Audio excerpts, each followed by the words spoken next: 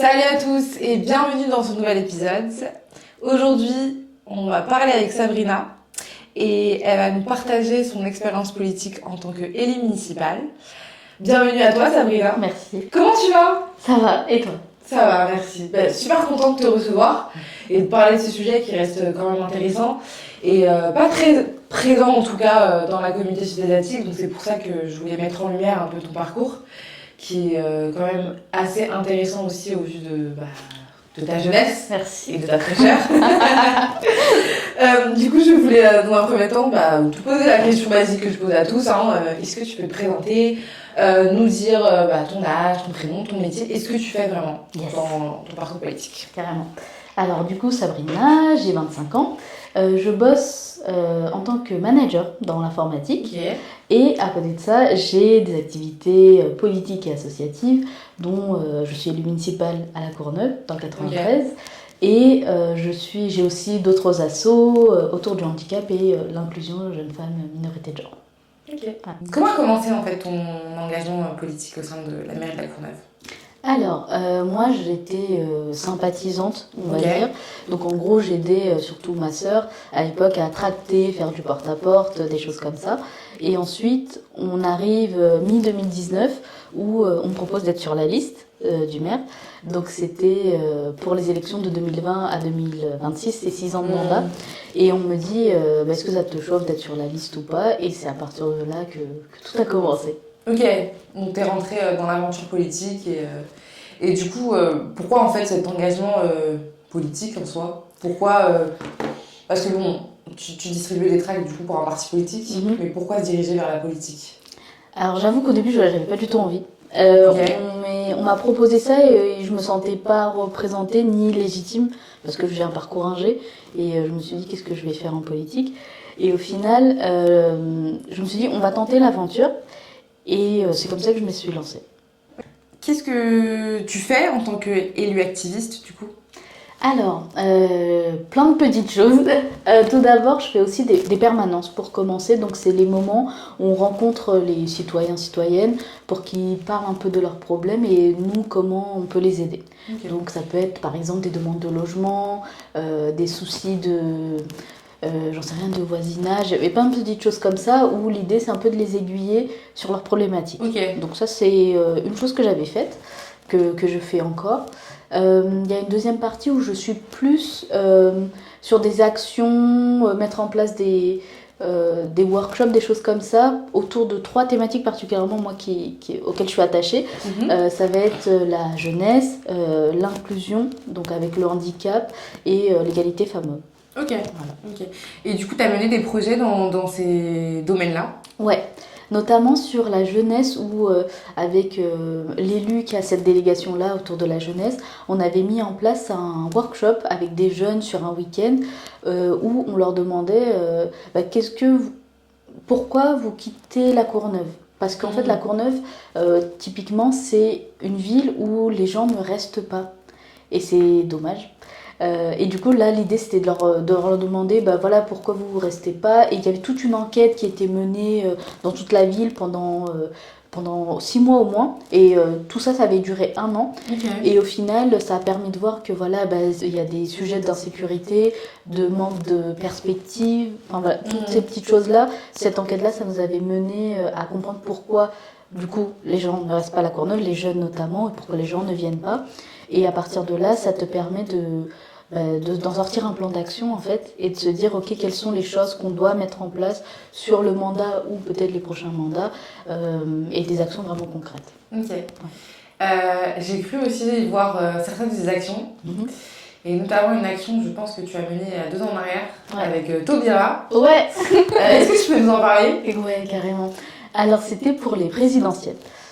Pour les présidentielles, il y avait plein de candidats de gauche. Ouais. Et du coup, moi, l'une des candidates, ma favorite, c'était Christiane Taubira. Okay. Et du coup, par rapport à ça, j'ai monté avec d'autres camarades, c'était les jeunes avec Taubira.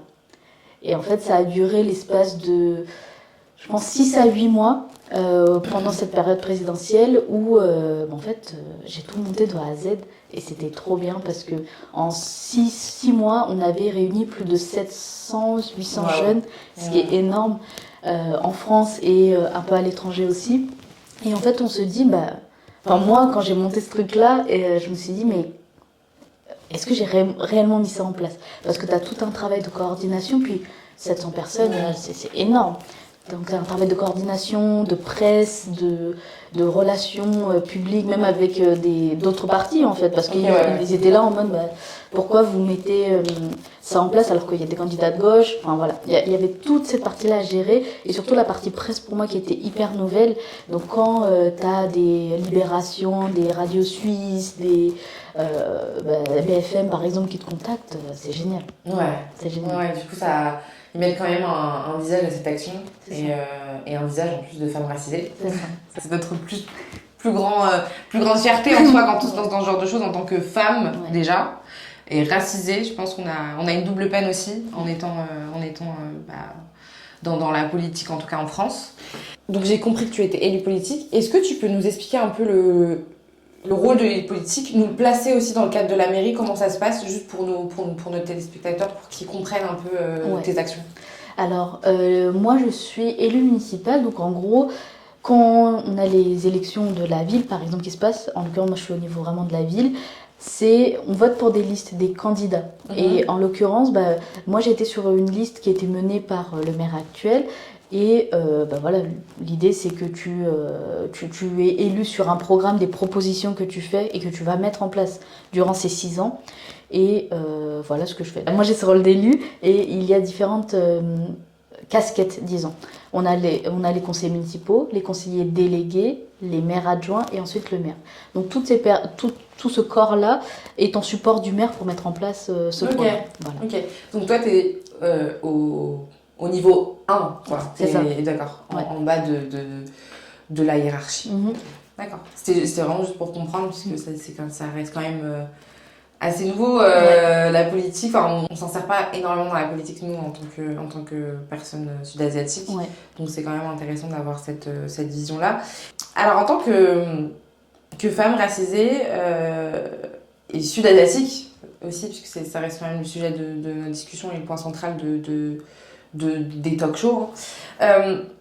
Est-ce que tu penses que la représentation elle est minoritaire dans la politique? Ouais, clairement. Déjà en tant que personne racisée, il n'y a pas tant de personnes que ça, surtout à des postes de pouvoir entre guillemets. Ouais. Et encore moins les personnes sud-asiatiques. Tu vois, typiquement, moi je prends mon cas, je suis entre guillemets élue municipale, même si je fais plein d'actions derrière. Par exemple, je ne connais pas un maire ou une maire sud-asiatique en France. Parce que c'est des... Et là, peut-être, je m'avance un peu dans le propos, mais c'est pas assez mis en valeur ou on ne donne pas l'opportunité de faire ça. Tu vois. Mais t'en croises quand même des sud-asiatiques dans la politique? J'en croise quelques-uns, et j'insiste sur le 1 parce que c'est souvent des hommes. Ok. Je connais pas tant de femmes que ça sud-asiatiques. D'accord.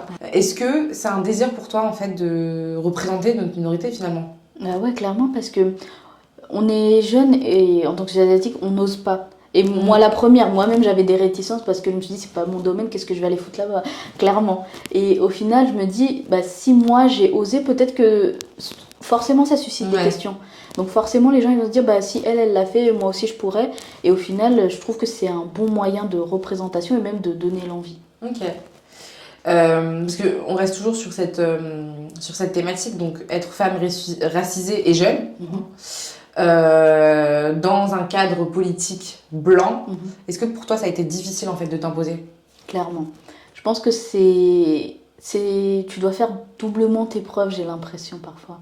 Parce que quand et c'est un avis très personnel, mais quand on est blanc, on a ce privilège, et c'est encore plus quand on est un homme, tout est limite accessible. T'as pas besoin de faire tant d'efforts que ça. Alors que moi, j'avais l'impression, déjà j'y connaissais rien. Au début j'écoutais un petit peu, je suivais parce que t'es dans l'inconnu, tu te dis tu vas te baser sur des gens qui ont de l'expérience, mais au final je trouve que ça te biaise vachement et que ça te muselle en fait, tu vois. Et pour moi, ouais, ça a été au début hyper compliqué, mais au final, j'ai pris du recul et je me suis dit, en fait, non, je vais m'imposer avec mes convictions, mes idées. Ok. Ouais, il faut avoir une grosse force mentale en final pour un peu se dépatouiller de toute la masse en face de toi. Et du coup, t'as cette force mentale parce que t'as une envie en fait de changer la société, de changer certaines choses de la société. Est-ce que toi, tu as des projets là pour améliorer la société, la vie des jeunes? Mhm. Clairement, c'est des projets que j'aimerais mener et dans des perspectives loin, mais j'aimerais bien qu'on ait des écoles inclusives. Des écoles, c'est-à-dire où, par exemple, les enfants en situation de handicap et les enfants qu'on dit ordinaires, donc qui ne sont pas en situation de handicap, puissent juste être ensemble, mais sans qu'on ait, tu vois, ne pas avoir de distinction, que tu as un établissement spécialisé pour les personnes en situation de handicap et pas pour le reste. Bah, en fait, non, je trouve que c'est ça aussi le savoir-vivre. Et c'est hyper important. Pour moi, ouais, c'est un des projets que j'aimerais mener. Il y a aussi, et les vidéos qu'on trouve hyper mignonnes sur Internet, les liens intergénérationnels. Ouais. Ça, c'est un projet hyper qui me tient à cœur. C'est ne pas laisser les seniors, les personnes âgées seules. Et créer ce lien, ce pont entre les enfants et les personnes âgées, c'est hyper... je trouve que c'est donnant-donnant en fait. C'est vraiment une relation donnant-donnant. D'un côté, tu as voilà, les personnes âgées qui ne se sentent pas isolées et les jeunes, enfin les enfants qui seraient en lien avec ces personnes âgées. Pour eux aussi, ça crée une empathie. Et puis les enfants, c'est un peu pour moi des anges, tu vois. Ils n'ont pas de vice, en tout cas pas à cet âge-là, pas à ce niveau-là. Et c'est un projet que j'adorerais mener. Ouais. Ok. Et tu m'as aussi parlé de l'inclusion pour tous. Ouais. Et après... ouais, un dernier gros projet, mais en fait c'est un peu une ligne éditoriale de tout ça, c'est l'inclusion pour tous et toutes. C'est peu importe en fait ton ethnie, peu importe ton orientation sexuelle ou ton genre, c'est en fait tu peux aller là où tu veux, tu as une légitimité et c'est un grand concept en soi, mais ça doit être, pour moi en tout cas c'est ce qui me drive et c'est la base de mon engagement. Ok. Tu vois quand même assez grand, puisque s'engager déjà dans la politique, c'est quand même quelque chose d'assez important. Où est-ce que tu te vois, toi, plus tard? Ouais. Comme je t'ai dit, moi j'ai un parcours ingé, donc j'ai mon métier que je kiffe et ça m'anime tout le temps. Donc j'ai envie de te dire, d'un point de vue carrière, j'ai envie d'être DSI. Donc DSI, c'est directrice des systèmes d'information. En gros, c'est gérer tout l'IT d'une boîte. Ouais. Ça, c'est un truc... je me dis, j'en suis capable, tu vois, c'est... Carrièrement, de façon carriériste, c'est ce que je voudrais. Mais après, je vois que politiquement, socialement, tu as plus d'impact en fait et de résultats, on va dire, quand tu es en politique. Et un des trucs que j'aimerais, peut-être à petite échelle pour commencer, c'est être maire de la Courneuve. Why not? Et ensuite aller plus loin et d'avoir vraiment un impact sociétal avec peut-être être députée ou peut-être un jour présidente. Tu sais, hein, on sait pas. Présidente un jour. Donc voilà. Ouais, mais c'est tout ce que je te souhaite. Merci. D'ailleurs. Je pense qu'avec la niaque que tu as dans la prise de parole que tu prends, je pense que c'est quelque chose qui peut voir le jour. En tout cas, je te le souhaite vraiment. Merci. Parce que c'est quand même important de voir des personnes sud-asiatiques sur la scène médiatique, politique, au devant. Et vraiment, pour moi, ce serait vraiment un cadre de modèle, tu vois. De voir ce genre de personnalité prenante. Parce que je pense que nos histoires, nos envies, elles ont besoin d'avoir de la place dans la société et franchement ce serait incroyable. Ouais. Et je trouve que c'est un bon legacy qu'on laisse, tantôt d'un point de vue des parents, parce que je pense que c'est toutes les communes sud-est, mais les parents ils ont galéré, tu vois. Et je trouve que c'est une belle reconnaissance par rapport à eux. Mais ouais, clairement. C'est tout ce que je nous souhaite pour guérir le monde. Mais c'est quelque chose qui est faisable, je pense. Hein, donc on touche du bois, on croise les doigts et voilà, le travail acharné payera. Et paye toujours. Donc en fait, toi, est-ce que tu as un message là aujourd'hui pour les jeunes qui veulent se lancer dans la politique? Le message c'est faut oser, clairement. Faut oser parce que peu importe le background qu'on a. Moi, typiquement, j'ai jamais fait de politique de ma vie, pour autant je suis dedans. Et c'est ce que je dis toujours, c'est au pire on se casse la gueule, au mieux on réussit. Et c'est hyper important de se dire que, en fait, faut pas vivre avec des regrets dans le sens où peut-être que j'aurais dû, machin. Donc vraiment, faut oser y aller et devenir, si on l'a pas déjà, le modèle de représentation. Ouais, c'est incroyable là, ce que tu dis. Ouais, je sais. Non, en vrai, c'est vrai. Pionnière, tu vois, dans certains domaines. Et en fait, faut juste te dire pourquoi pas nous. Et après, on se lance et on voit si on a suffisamment la force mentale, l'envie en fait de continuer dedans. Et c'est là en fait qu'on voit qu'on est assez puissant, qu'on arrive à créer des choses. Et ouais, on commence à être des modèles et du coup, des personnes vont vouloir nous suivre. En fait, c'est important de créer le mouvement, tu vois. De créer le mouvement et en plus, surtout que t'as des femmes aussi comme toi qui ont ces leaderships et que certaines personnes n'ont pas forcément et ça va inspirer des gens, tu vois. Donc c'est quand même important. Si toi t'as suffisamment la force mentale, le leadership pour créer des choses, pour créer un mouvement, pour que les gens te suivent, je pense que c'est tout à fait à ton honneur et ouais, faut continuer dans la lignée en tout cas. C'est clair. Bah, tu vois, moi, juste l'exemple de Les Jeunes avec Taubira, c'était quelque chose que auquel j'aurais jamais pensé. Mais au final, tu te dis, je l'ai lancé, je me suis dit, au pire ça floppe, mais ça me ferait chier que ça floppe, mais ça floppe.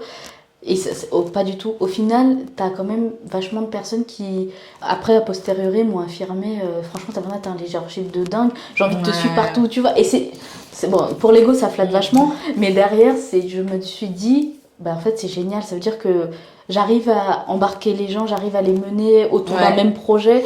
Et même c'était des personnes, ce qui était dingue, c'est que c'était des personnes qui avaient jamais eu d'engagement politique avant, qui se sont lancées. Wow. Et tu te dis, quand tu arrives à attirer des jeunes comme ça, en fait des néophytes, tu vois, tu te dis, mais c'est dingue. Et que eux ils te disent, bah, merci beaucoup pour cette première expérience. Moi j'aurais aimé que mes premières expériences politiques soient aussi bien, sans jeter des fleurs ou quoi. Bah, c'est génial. Ouais. Tu vois, genre vraiment c'est trop bien. Mais c'est tout ce que je te souhaite. J'espère que tu auras d'autres beaux projets et que tu pourras atteindre en tout cas tes objectifs professionnels et aussi politiques. Et je voulais vraiment te remercier pour cet entretien. Merci à toi. Qui est quand même enrichissant aussi, puisque bah, du coup ça permet aussi de voir un autre domaine qu'on n'exploite pas vraiment dans nos discours, dans nos dires, etc. Ça reste quand même assez limité de nous en tant que femmes sud-asiatiques. Et je trouve ça important de mettre en valeur des femmes comme toi. Donc voilà, je te remercie énormément du coup pour ton temps, pour cet entretien. J'espère aussi que ça va aider des gens à essayer de comprendre un peu le domaine de la politique et peut-être à vouloir se lancer. En tout cas, Sabrina est disponible si vous avez des questions. Mais si vous avez des questions, je pense que je mettrai aussi ton Instagram. Enfin, n'hésitez pas là-dessus parce que ton actualité est quand même à jour et tu partages aussi ta vie personnelle qui est marrant, mais tu partages aussi ton engagement politique et je trouve ça intéressant aussi cette vitrine que tu nous offres parce qu'on voit grâce à ça les choses que tu fais et ça nous permet en fait de s'y intéresser au final, tu vois, c'est aussi important. Donc voilà. Merci à tous en tout cas d'avoir visionné cet épisode et je vous dis à très bientôt pour un nouvel épisode. Salut!